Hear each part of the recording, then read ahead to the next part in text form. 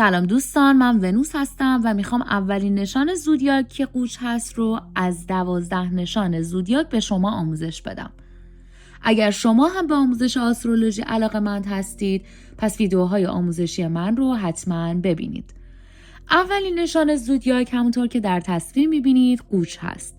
قوچ نام فارسی این زودیاک و آیریس نام لاتین این زودیاکه. سیاره‌ای که زودیاک قوچ رو حاکمیت میکنه مارس هست. مارس نام لاتین و مریخ نام فارسی این سیاره هست و با نماد اختصاری یک دایره که یک فلش مایل به بالا روی دایره قرار داره نشان داده میشه. همونطور که در تصویر میبینید این نماد سیاره مارس هست. در کل به این نشان زودیاک مارس یا آیریس یا مریخ یا قوچ گفته میشه. آیریس آتشین ما عنصرش آتشه. ماهیت انرژی این سیاره مردانه و یا یانگ هست. دوستان، منظور از یانگ انرژی مردانه است. انرژی سیاره مارس در سمت چپ بدن ما وجود داره.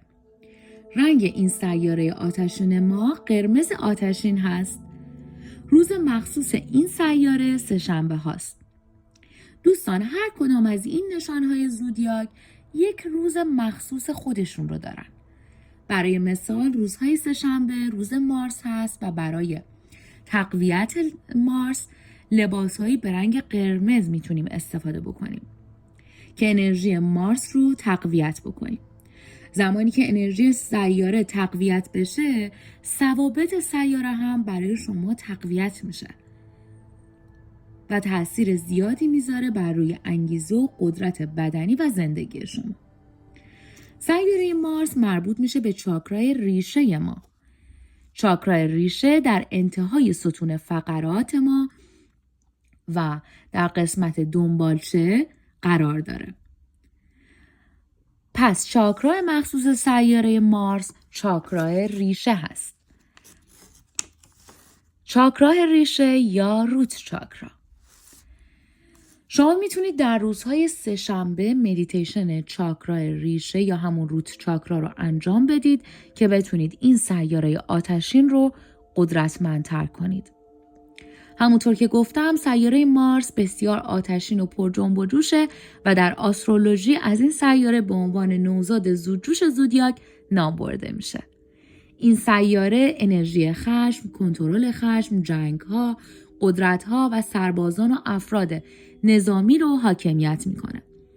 هر چیزی که مربوط به افراد نظامی، جنگ‌ها، هر چیزی مربوط به قدرت‌ها و هر چیزی مربوط به قوای جنسی و روابط جنسی میشه رو مریخ حاکمیت میکنه.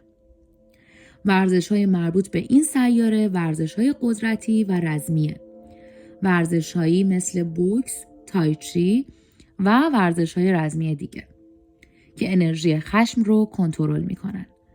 در ویدیوهای بعدی در مورد ثوابت مارس و کارماسوزی هایی که میتونید جهت تقویت سیاره مارس انجام بدید بیشتر توضیح میدم. مخصوصا دوستان عزیزم در این دوران که یک بازه چند ماهه مارس آتشین در حالت ریتروگرید شده، در حالت برگشتی و هبوط در کنسر و جمینای قرار داره، بهتره که ما کارماسوزی مارس رو انجام بدیم تا بتونیم مارس رو در چارتمون تقویت کنیم. کائنات در تمام لحظه هایم مرا لبریز از عشق می کند. عاشق تک تکتونم. لایک و سابسکرایب یادتون نره، بهم انگیزه بدید تا براتون ویدیوهای جدیدتری درست کنم.